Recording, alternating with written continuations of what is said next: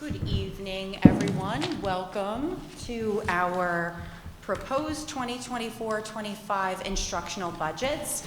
Included in tonight's presentation are the 3 school buildings, technology, and special education. So as we always do, we'll start with rooting our work with our budget and our district mission. Our district empowers all of our students to be lifelong learners, dynamic thinkers, and compassionate contributing citizens.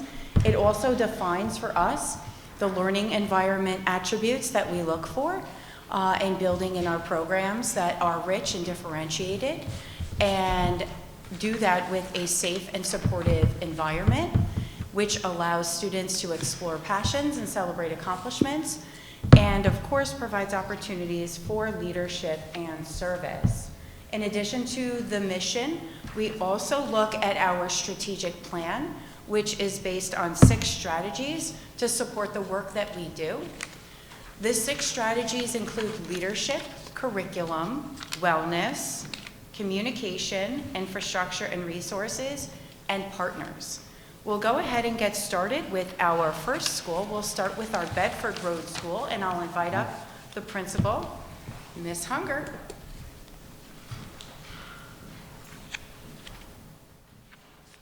Good evening, everybody. Thank you so much for the opportunity to come and to share, and thank you to the board for all of your support, both in the past and ongoing. So I'm excited this evening to share a bit about our proposed budget for the Bedford Road School. As you can see up there, we have our projections for the 24-25 school year.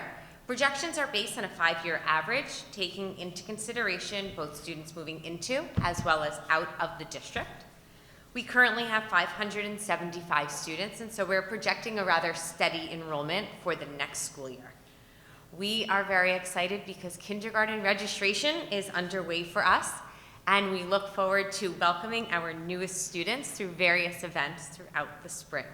And for the very first time, we will be welcoming 16 of our UPK students into our incoming kindergarten class for the 24-25 school year. So it's very exciting for us. Our budget this evening includes several areas, but it is not all encompassing of all that goes into supporting the work for our students and for our staff at BRS. Tonight, I'm going to highlight some of our building budget areas, and our overall change from the 23-24 to the 24-25 school year is a decrease of $1,980. So our staffing. I always like to start by giving a wonderful shout out to our amazing, dedicated staff. They truly bring teaching and learning to life for our students. They are not only talented educators, but work incredibly hard and push themselves outside of their comfort zone for our students. You would think all the pictures up there may be from one special day at BRS, but no, we get dressed up multiple days a year. And in support of wearing a Panther outfit, to dressing up for Halloween, to team costumes, really and truly our staff are absolutely amazing. And the overall budget provides our staff with their salaries and their benefits, and our building budget helps to support the materials that our professionals use and the resources that they access for our students. This year, we have 3 wonderful teachers that are retiring. We are in the process of hiring for those vacancies, and we look forward to welcoming new members to the BRS team. A change in our staffing for next year is a reduction of the TA, that's a teaching assistant position, assigned to the computer lab.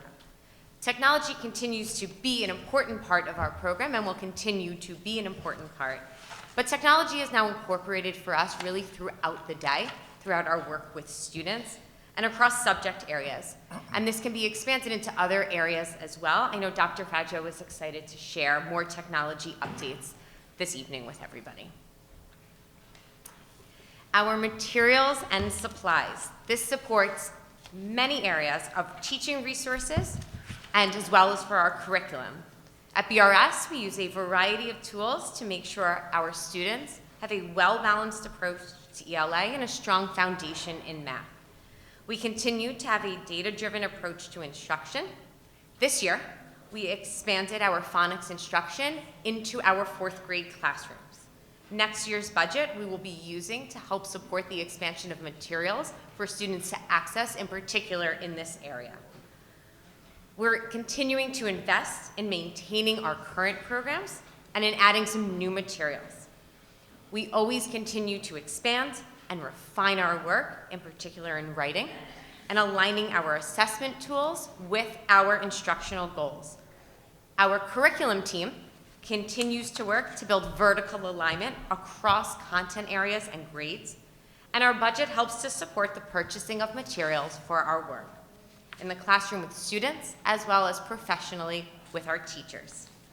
This area continues to support other academic areas as well, our related arts, and recess, a very popular time of day among students. Ask any kid in elementary school, almost everyone will say recess is the best part of the day. And just a big shout out to our PTA. If you see in the top picture over here, this year we had an addition of a Gaga pit, which was a gift from the PTA, and it is a big hit at BRS this year. This area also goes to support our furniture. This year, it supported flexible seating options for students, collaborative learning, as well as helping to fund some of our capital improvement projects and regular maintenance of our building. In 24-25, we're looking to use this area in particular to help support our ICT classrooms to allow for multiple learning spaces within each room. Our teams just finished their 2nd round of visitations to other schools, and they came back with lots of ideas, and we are so excited to see them in action next year. We move on, and under contractual services, you see that we have conferences. Conferences this year have really helped to support targeted areas for our faculty. This year in particular, we had a focus on supporting our English language learners in our classrooms, as well as our physical education department. And we look forward to each year collaborating with our staff and again looking at the needs of our students to determine the best areas to spend this money. Next year's budget, of course, will be used to help continue professional learning in support of our areas of focus. Conferences not only benefit the faculty members that are attending, but also continue to develop leadership skills as they facilitate out the sharing of their learning. Through Pleasantville Strong this year, we had teachers within BRS that received training in DBT. This was shared out at the most recent Superintendent's Conference Day so that all faculty at BRS was able to benefit from their learning and really share with their students so that everybody can benefit from that. We continue on to professional development as well as in our BOCES services. A few areas that I want to highlight here tonight. Our cultural arts partnerships. So an example is, we brought this in last year and it is back this year by very popular demand. It is the Human Board Game. So that is a school-wide assembly, and it's to connect our work with SEL, and in particular this year it's around teamwork. We're incorporating it into our field day so we can emphasize with our students the importance of not only teamwork, but sportsmanship as well. And this area of our budget goes to supporting experiences like that for our students. Again, in another huge thank you to our PTA, part of our cultural arts program is not only funded financially, but as well as in time, in researching and looking out from our parents to bring cultural arts experiences to students throughout the school, where each grade level gets to experience and be exposed to new learning and new cultures. This area also helps to support collaboration with colleagues. This year, through our involvement with the Tri-State Consortium, we were able to have 2 faculty members attend other districts where they took back valuable teaching, valuable learning, valuable ideas to us here in Pleasantville.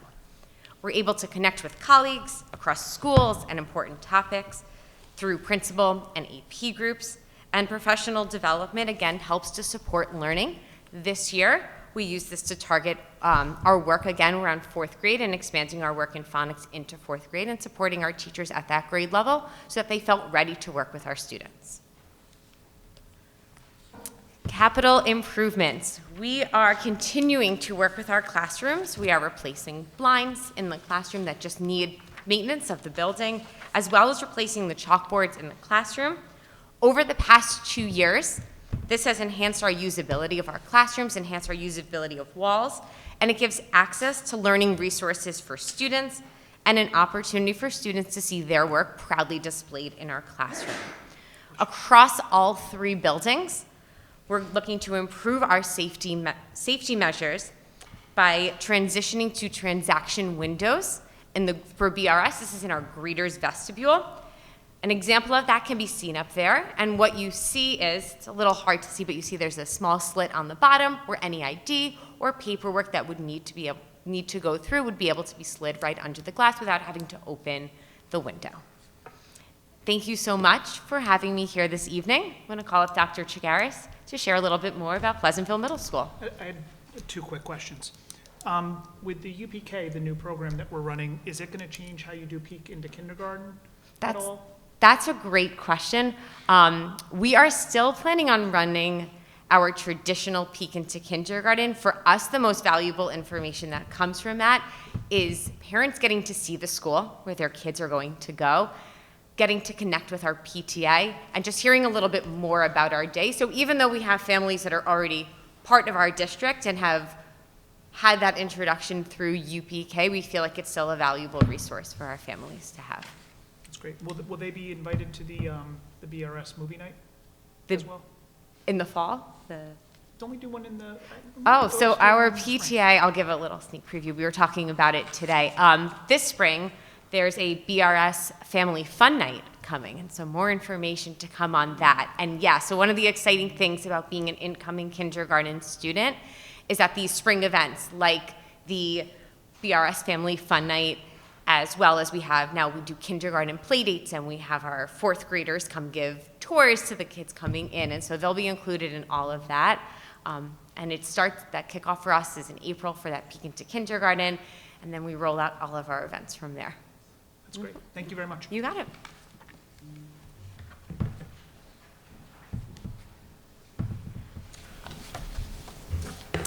Good evening, everybody. Thank you to the Board of Education, Dr. Desa, and the Pleasantville community. I'm always excited to share some of the amazing things that are happening in our middle school and our plan for next year. So next year's enrollment shows a slight increase of 18 students from this current year, and I'm looking forward to highlighting some of the changes in the upcoming slides. We have an exceptional staff within our building who exemplify hard work and dedication. Our teachers demonstrate an unwavering commitment to their craft, putting in countless hours in ensuring that every lesson is engaging, informative, and tailored to meet the needs of our diverse student body. Their hard work is evident not only in their academic achievement, but also in their positive impact that they have over our school community. They go above and beyond to support students by providing mentorship, encouragement, and guidance. We have 1 teacher and 1 school counselor retiring this year, and we're in the process of hiring and have posted both of those positions. And to that end, on Saturday, March 9th, myself and other members of our administrative team participated in the diversity job fair, where we screened over 60 potential candidates who are interested in our current vacancies. In addition to the job fair on March 9th, we also participated in the LIU Career in Education job fair on March 14th, where we met over 25 interested applicants.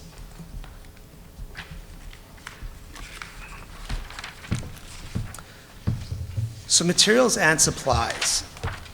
These play a key role in our ability to support our students' learning. And our investment in educational resources such as digital tools, curriculums, textbooks, and hands-on learning materials allow our staff to provide students with a robust learning experience. Our ability to invest in our current programs and continuously add to them every year has enabled us to create classroom environments that are both engaging and promote diversity of thought. This year, we introduced a new curriculum, the National Geographic curriculum in 6th grade. It was introduced in 6th grade because 6th grade went from being an every other day class to being an everyday class this year, which we were very excited about. Next year, we're introducing the same curriculum into the 5th grade classrooms. Furniture is playing a key role in our future planning for the middle school. As you can see here, we have a variety of some of the newer style desks, different from the old sled desks that used to be attached. Students find these desks a lot more comfortable to sit in, easier to use as far as workspace, and as you see on the picture on the left, these desks are can be shaped in different ways where they promote collaboration. Why that's important is next year our middle school will be participating in an ICT model throughout the entire building, where we will have an ICT, which is an integrated co-teaching program, in all 4 of our core subjects in every grade. And we're very excited about that. Contractual services, conferences that our teachers attend offer a wealth of professional development opportunities for our staff. This exposure equips our teachers with valuable skills and insight that directly benefit the instructional practices in the classroom. Next year's budget will continue to support this ongoing growth and commitment to our strategic plan. It also supports the commitment to various services and organizations, such as Joe Wallace, who you see in this picture, and his writing program has been enhancing our students' learning for over 13 years in the middle school.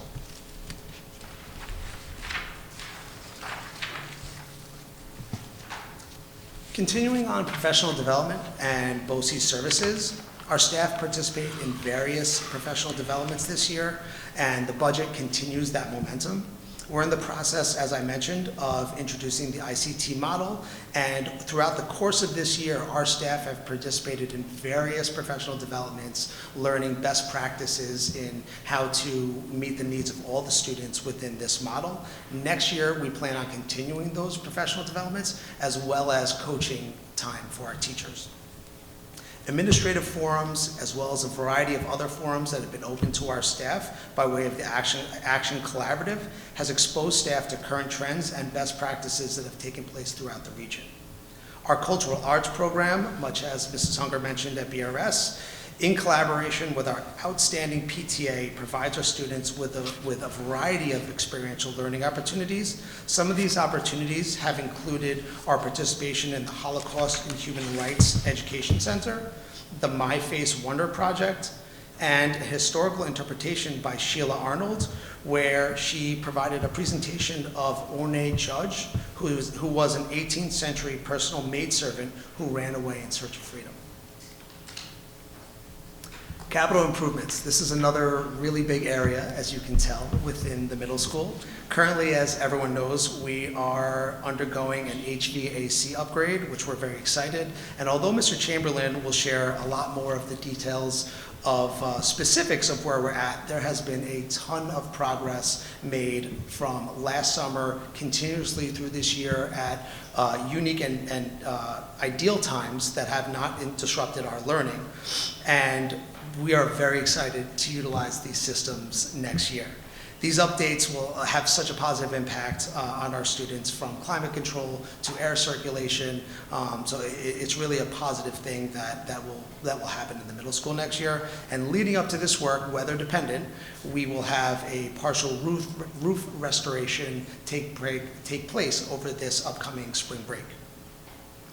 Feedback from our building safety committees have provided us with some other key areas for improvements. This feedback came by way of 2 pieces. One is the creation of a crosswalk that is going to go from the sidewalk, that's going to go from the sidewalk down to the track. And that is going to just add and connect to the stairs. And why that's helpful is, instead of it where it's right now, it can get a little bit muddy, especially when it rains and it's wet. It's going to make it a whole lot safer for people to travel up and down that back way from the track up and out to the parking lot.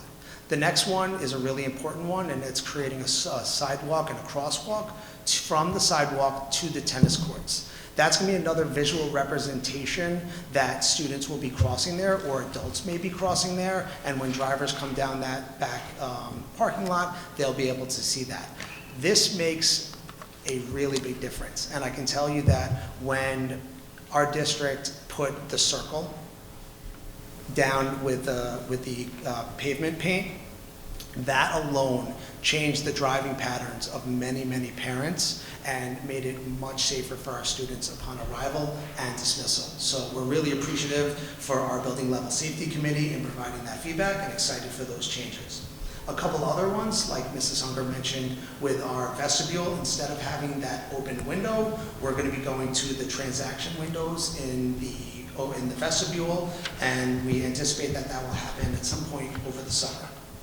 Our cafeteria is in need of some new screens. All of the windows will be getting new screens. And another key one, which I leave, and this benefits not only middle school students, but every student and some neighboring districts, students and families who utilize our spaces, where the bathrooms near the gymnasium will be upgraded. And they have not been updated in many, many years, so that will be a welcome change. Thank you for allowing me this time to brag and talk about the vision of Pleasantville Middle School. And I would like to call Mr. Colombo unless there's any questions. Thank you. Thank you.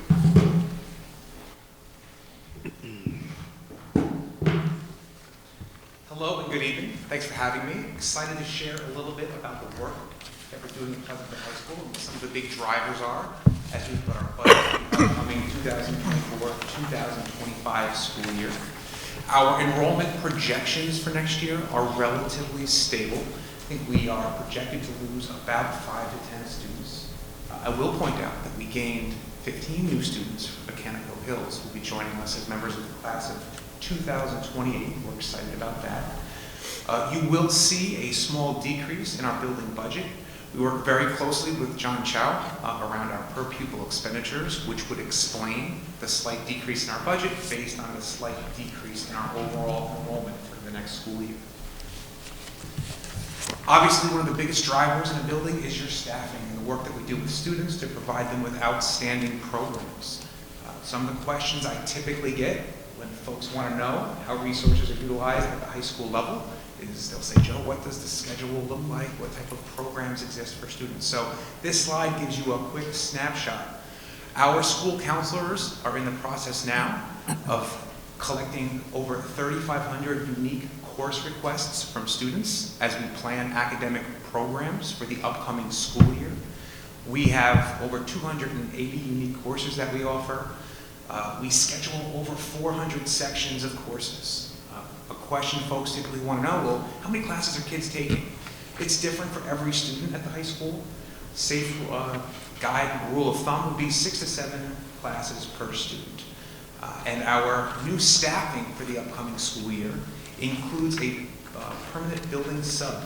We made that move because we feel like it'll provide a great level of continuity in terms of instruction here in the building when regular staff members are out. I had a chance to speak with Dr. Shigaris and Ms. Hunger about their experience with building subs in the other 2 buildings. It's worked out really well. So we're excited to introduce that position at Pleasantville High School next year.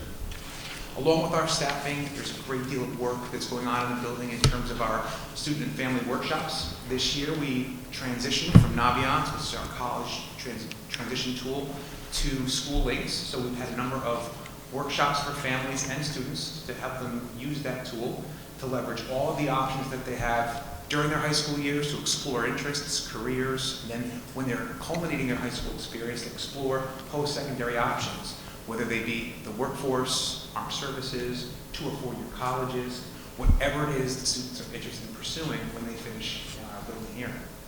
We also run orientation programs and transition programs. Typically when folks think orientation for the 9th graders and transitions here in Pleasantville, they're thinking about that 8th to 9th transition. We also put a lot of time and energy in helping students transition from the 12th grade to all of those post-secondary options that I mentioned earlier. It's important for us that we prepare students for the success that they want to pursue. And like I said, it is a little bit different for each and every one of our students, which is why our counselors work so closely to develop strong relationships, get to know students and families, and pave the way for success, like after Pleasantville High School. Materials and supplies are certainly big drivers in our school budget here at Pleasantville High School. Our resources for learning are blended. Some are traditional, you'll see books. Some are online. And we try try to leverage the technology that we provide students with in the most powerful ways. We're lucky to have great people like Dr. Faggio to help us with our instructional technology and the design that we're doing. You'll also see a lot of consumables. I'm thinking about our arts classes. Ceramics is wildly popular. Painting, drawing, animation. This year, the Pleasantville Fund for Learning assisted in a grant for a whole digital art studio lab. Those are just great opportunities for our students, and those consumables make up a significant portion of our in-building budget. And we've also got some new course offerings, or newish. I would point to AP Seminar and our computer science courses along with our animation courses. AP Seminar is a 2-year track of study. Our computer science is now a 4-year track of study. And our animation course has had some life, like I said, breathed into it as a result of the new lab that we have in the building. So thank you so much to our community partners for assisting in financing the development of that, and for Dr. Faggio in the work that he did, in helping us get that in place. Professional development, our adults in the building are always learning. We have a new teacher in the audience this evening. We're excited to welcome him. You'll meet him a little bit later. He'll be teaching a physics course next year, an advanced placement level. As a result, we'll be sending him to the Summer Institute. That's a great example of money that we spend each year to prepare our teachers for the roles that they have so they can do the best possible work in the classroom. Throughout the year, we focus on our building goal, which is around curriculum writing across the content areas. And then also, we are always looking at opportunities for national and state conferences, great opportunities for adults to learn, bring things back to the building, and then turnkey what they've learned with the staff here at Pleasantville High School. Our facilities and equipment, this is a busy place. I always say the day just begins at 3 o'clock, and all the other things start to happen here in the building and really throughout the community. Some drivers in this upcoming school year's budget will be the gymnasium bleachers. Those are going to be beautiful. They will very complement the flooring that was done in the previous year and some painting. We're very excited about that. We have a cyclical approach to desks, tables, and furniture. Actually working right now for some renovations in that back area, some new furniture that we're going to put back there. We want to turn it into a collaborative learning space for students to complement our research courses in both the sciences and humanities. And then obviously safety is an ongoing priority and an area of focus for us. We're going to have those transaction windows in our building installed in the front foyer, just like in the other 2 buildings, which will make the building a little bit safer and provide us with a level of comfort in regards to the work that we do every day with getting visitors in and out of the building. That is our budget at the high school level. I will now introduce Dr. Kuhnbaum, who has some information to share about the work she'll do in special education. Thank you. I'll just get myself situated. Good evening. Thank you for having me here. For special education for the upcoming school year, we are projecting to service around 345 students across our 3 buildings. This number is fairly consistent with our number of students we've serviced the past year. Through the Section 504 committee, we are projecting to service around 136 students. Again, this is fairly consistent with our numbers from last year. For our English language learners, this number can be a little difficult to project with accuracy. Over the past years, we've typically hovered around the 40s, and then last year there was a jump around the 60s. We remained fairly consistent in the 60s for this year. And for the upcoming school year are also projecting to be in the 60s. And again, this number can be difficult to project with accuracy, and this can be a transient population.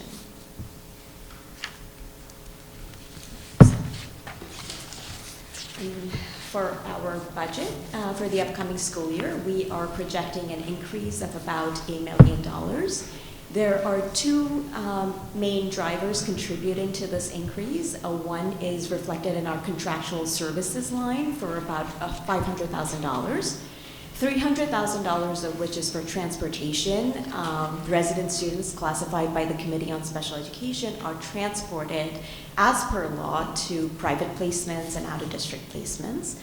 The remaining increase in the line reflects an increase in need for contractual services as well as an anticipated increase in cost for such services. Some services that we contract out for include physical therapy, psychiatric services, audiological services, and vision services, including the services of a teacher of the visually impaired. The second line item contributing to an increase is our BOCES services, and this reflects an increase in the number of students projected to need BOCES programs, as well as specialized services provided through BOCES. So there's an increase in the need for the services, and once again, an anticipated increase in the cost of such services.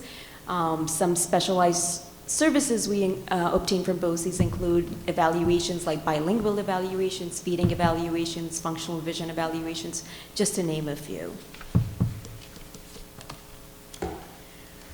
As the building principals mentioned, we are fortunate to have an incredible team of dedicated staff who go above and beyond on a daily basis in service of our students and families.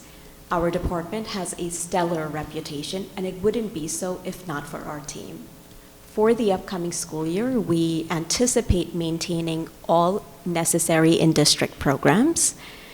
Based on student needs and student projections, we do anticipate entering the upcoming school year with one less special education teacher at the high school, and this decrease will be achieved through attrition. For the upcoming school year, we are projecting to continue to offer a comprehensive continuum of special education services within district, and we are projecting to continue to educate majority of our students with special needs within district. As part of our continuum of services, we will continue to offer related services, including individual and group counseling, speech and language services, occupational therapy, physical therapy, hearing services, vision services, including orientation and mobility. As part of our specialized programs, we will continue to offer consultant teacher services, which is where a special education teacher consults with a general education teacher on behalf of a child who's classified by the Committee on Special Education on strategies and ways to best support a classified child in the general education classroom and environment. We will continue to offer resource room, which is a small group 5:1 ratio, no more than 5 students to a certified special education teacher. In this program, we focus on remediation of basic academic skills. It's a supplemental program. We will continue, so integrated co-teaching will be introduced as part of our continuum now K-UP. We have had ICT for a while at the high school, and we have spent considerable amount of time this year engaging in professional learning to, as seamlessly as possible, integrate ICT as part of our continuum K-8, so the elementary and middle school. Some of the professional learning we've done have included workshops with our consultant, site visits, as the principals have mentioned, and at the high school level, we've engaged in coaching with departments. And for next school year, we will transition from workshops to a more coaching model for the elementary and middle school to continue with professional learning as we incorporate ICT as part of our continuum K-8. We will continue to offer modified classes, K-UP.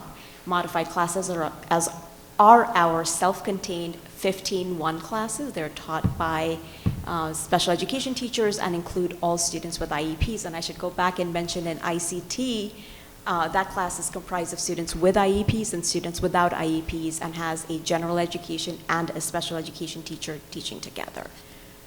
We will continue to offer our specialized programs, which are our individual support program, which is offered K-UP, services students with neurodevelopmental delays, and our therapeutic support program services students with emotional needs. That's in our middle school and high school. We will also continue to offer both our transition programs, which focus on preparing students for post-secondary options. We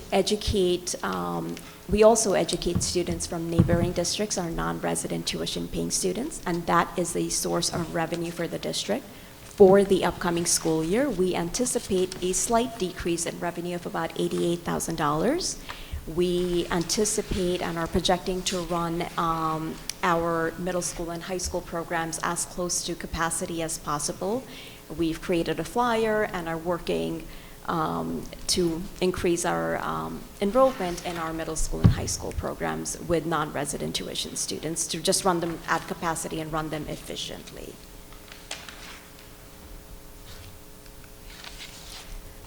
I have one Questions? question. Yes. And actually, I forgot to ask Mr. Palumbo and Dr. Shigaris.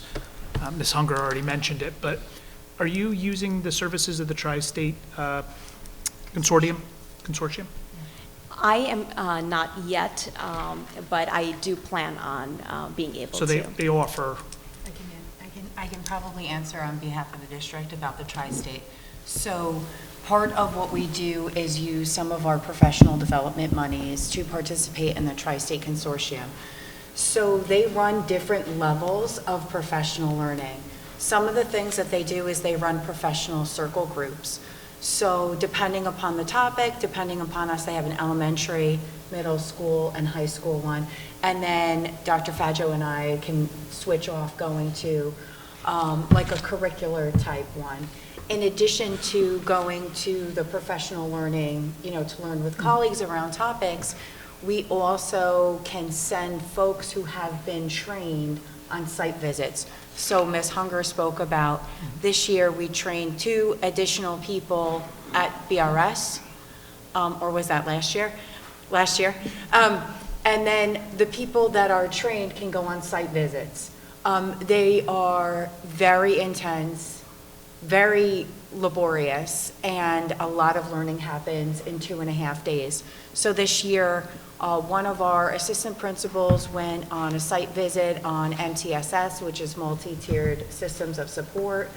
So you go, you kind of learn how the district is doing it, and basically you're there as a multidisciplinary team looking at their topic of study. And then the team that's there, you're there with people from all different districts, all different roles in the district.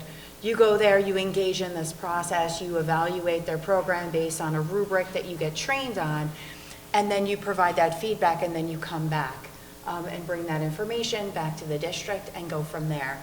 So Dr. Mara and I went, one of my first years we got trained, we went on a visit on professional development. I'm going sometime in April. My assistant would know when I'm going, but at some point in April, I'm actually going on one on assessment. And then, Rachel, there was one other visit that we went on this year. We try to split it up because you're out of the building for 2.5 days. And it's literally like you have to put your away message on because it's so intense when you're there. It's even hard to manage email. What was the other one that, besides the MTSS? We did MTSS, and last year we did focus on literacy. The literacy. So what we tried to do was kind of, originally my plan was to bombard them based on our goals and like take the people that are hosting visits and go on depending upon what our goals were so that we could see that. They won't take like 4 or 5 of us from Pleasantville on a visit. I learned that the hard way. I tried to weasel our way in there, but that didn't work. So we kind of pick different topics and go on these visits. So it's kind of different and depends on, we are still participating in the Tri-State, but doing it from both having additional people trained so that more people can go out on the visits, as well as using, let's call them roundtable professional learning experiences. So, and I'll just add this last piece. The nice part about it is the last one I went to was on literacy. And the nice part about the Tri-State is exactly that, Tri-States. So multiple states come. So when we're talking about literacy, there were administrators and staff from different states that have gone through what New York State is currently going through with this, rebirth, let's say, of the science of reading and this intensive focus that we've talked about before at the table, that other states were in different places. So, it was nice to have that kind of opportunity that's a little bit different from going to, let's say, a superintendent's meeting from Lower Hudson Council, or the principals are also participating in roundtables like from PNW or from Southern Westchester because we're all regional.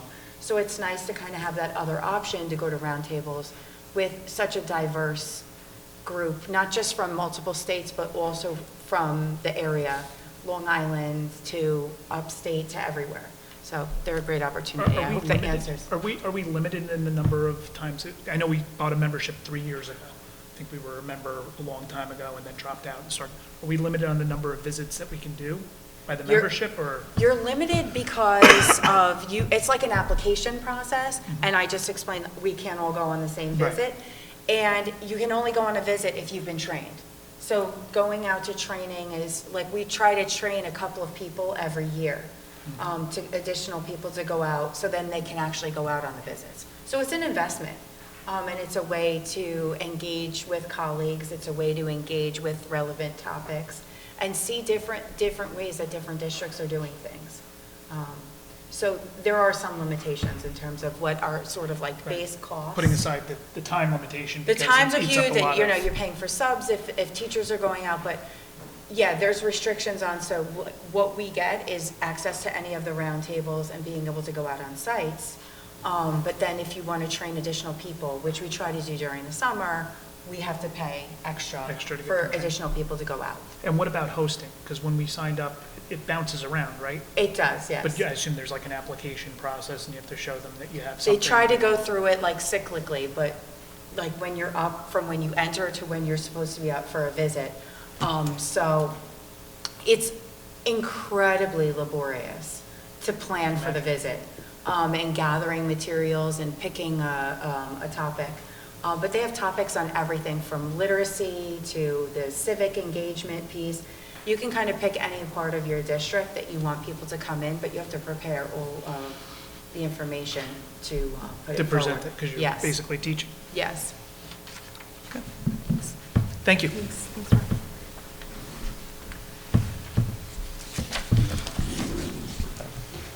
All right. Thank you so much. I'm excited to share the technology budget. And the budget that's being, everything that I'm going to share tonight really reflects that central importance that technology continues to play. So what this proposed budget touches on is the core technology infrastructure that we have, specifically around safety and security, and then some of the recommendations that really reflect the desire to continue to expand while keeping a budget-neutral approach, as well as some sort of standard increases with some staffing and technology that we purchase. So the budget that we have here, as you can see, there's a slight increase. It's a 1.6% increase, which is just below the CPI. The three areas that I'm going to focus on are, the first one's the contractual services. That increase is part of our required increase with our consulting group, which is Actual Solutions, so that's really a staffing increase that we're looking at there. The second line is around software. You'll see a decrease of about $26,000. And where that decrease is actually happening is what we're doing is we procure software in two ways. We either purchase it directly or we work with our BOCES partners to procure software. And we're moving from some of the software from direct to BOCES, and what that does is it allows us to make an aidable purchase, which means that we're bringing in some additional revenue, as well as handling some of the data privacy work around that.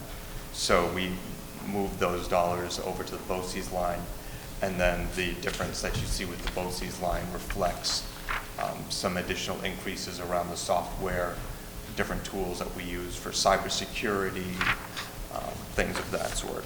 And the budget really reflects all the different needs that we have around devices and infrastructure, cybersecurity, automation, and the like. One thing that I wanted to share with the board tonight, this is the functional team overview. If you remember, we shared this a few months ago, and since that time, it's grown. So we've added a couple of additional functional teams, and this is something where we really, as technology just continues to find its place in a number of areas within the district, we've added an audio-video functional team under the technology side, and that's a brand new team, and so we'll be diving into projects, audio for this space, for the auditorium, working with Mr. Palumbo, Dr. Chigueras, and Ms. Hunger for the building level audio and video needs. as well as the emerging technologies, and that's really a functional team. The way that I like to phrase it is instructional technology is everything that we have in place. The emerging technologies are things that we're looking at in terms of the future and what we're adopting. Generative artificial intelligence plays a significant role there. So that's the two new teams that we have. The third part here is around infrastructure. So for 24-25, we're looking at two new projects for the district, specifically around the VoIP system, which is our phone system, as well as, you see it says geodiverse WAN, and essentially what that means is a second line into the district for the internet. So the VoIP system was actually last refreshed in 2014. So we're coming up on a decade. There are a number of servers that need to be refreshed, some of them that are at the end of their life cycle. And of course, what that does is it gives us an opportunity to revisit it and work with Dr. Desai and our security team and really think about what do communications look like for the district. So we're using that as an opportunity to engage. Again, we're working with Acture Solutions, our partner, to think about how are we using our communication system, our phones, and the role that they play both in our physical security as well as cybersecurity, as well as our regular communications platform. And of course, it's a phone, but it's also a computer, and thinking about that tool in that way. The geodiverse WAN, the best way to describe it is it's sort of like we're adding more highways. We have one highway with a few lanes. What we're looking to do is sort of add a second highway with more lanes to it as well. And the reason that's important is that as we add more cloud-based services, it's important for us to have more bandwidth, more redundancy, which is really the biggest thing. So if something goes down in one site, we're able to continue to keep the district up by sort of lighting that other line, if you will, or just kind of keeping that other line active. So that helps with bandwidth, and it also helps with additional services that we continue to consider. Are they two different providers or one provider, just two lines? One provider, two Two lines. separate. So when we work with the Lyric on that, and they help us negotiate the best price, we do the whole bidding process to get that. And one piece that's here is, of course, we're talking about this budget and being very mindful of all the changes. And one thing that I did was work with John Chow on different ways to fund this. So we've been looking at different loan options to make that possible, because these investments will cost. They will just cost us money to do that. But one way to do that is to look at different loan options to make sure that you can't really use a loan on a service, but we can use it for the technology and equipment that we're purchasing. So we're working on that. And the importance, of course, is the technology becomes a vulnerability if we don't update it, right? Cybersecurity needs, we're going to have some technology upgrades district-wide with the computers that we have, and we're planning for that. So Mr. Chow and I worked together on that to come up with some proposed lease plans that help continue to make that possible while keeping that stable, that number stable. And one area where that translates is into doing new hardware. So I want to thank Mrs. Hunger and the entire BRS team. And this is something that, as part of our work in the district, we're always looking at our equipment. It's a constant. And we look at our infrastructure and our environment to say, well, what do we have in place? And the devices at BRS in grades 2 through 4 are up for a refresh. They've sort of been in place for a while. We just put the charging stations in over at Bedford Road, which is wonderful, and that's a really great piece of the infrastructure that helps put that in place. But since those devices were coming up, we talked with BRS, we talked with neighboring districts, and really realized that the iPads, and that's actually the model there with the keyboard and the trackpad. So they're going to have keyboards as well. I mean, that was critical. But this is a part of that refresh cycle. It's very exciting. It's going to make it possible for our BRS students to have a nice continuous experience from kindergarten through grade 4.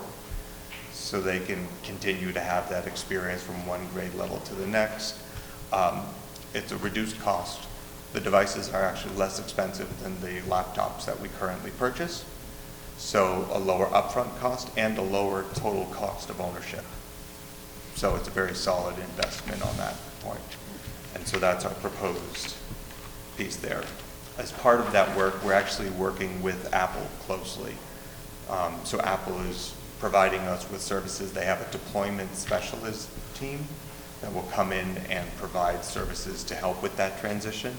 Because with this transition, we're actually going to be doing some back-end pieces as well. So there are multiple parts to that work. Can I ask a quick question about that? Please. For some of our students, like for example, the fourth graders next year, right?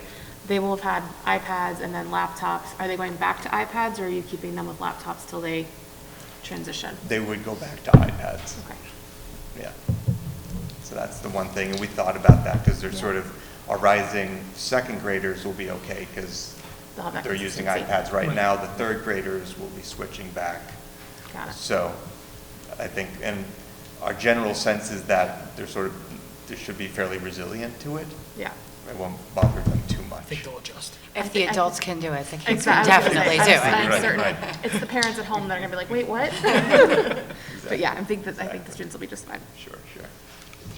And really, that's it, sort of between our proposed infrastructure and device initiatives, we're really well positioned to continue providing the support and all of the services and the security that we need to make sure that our students are safe while they're using the technology in the district. And I'll hand it over to Dr. Sun. Thank you. Thank